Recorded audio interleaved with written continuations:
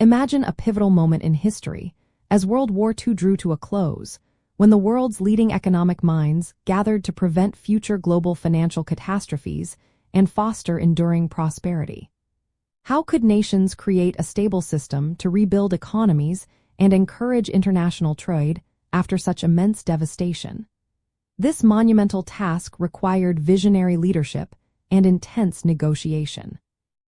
The Bretton Woods debates primarily involved John Maynard Keynes, representing the United Kingdom, and Dexter White, representing the United States.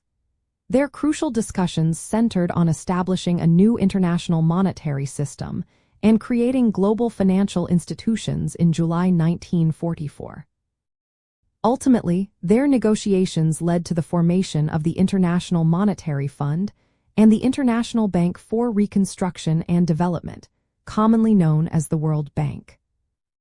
These two influential figures came to Bretton Woods with distinct, yet ultimately complementary, visions shaped by their nation's economic realities and ideological perspectives.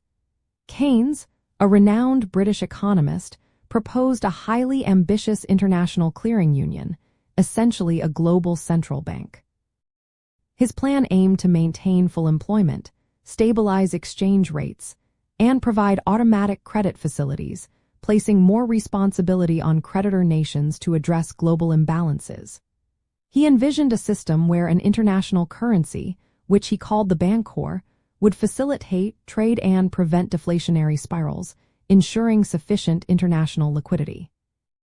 In contrast, Dexter White, the chief international economist for the United States Treasury, advocated for a more pragmatic and American-centric approach.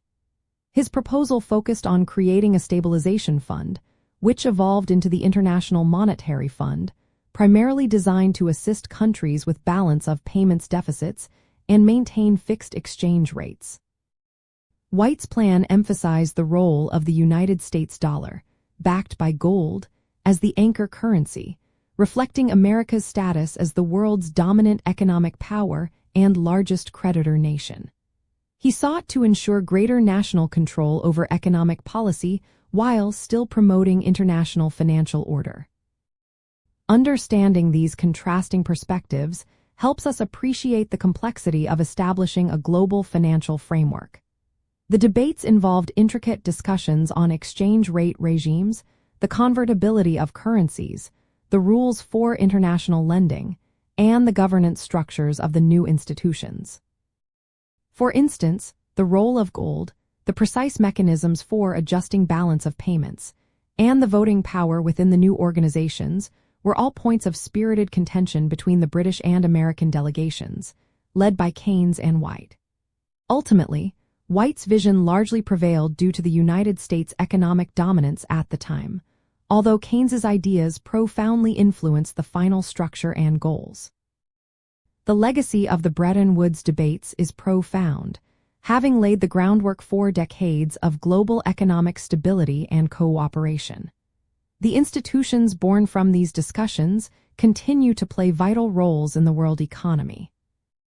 By exploring the intellectual wrestling match between Keynes and White, we gain a deeper understanding of the foundational principles underpinning today's international financial system and the continuous effort to balance national interests with global economic stability.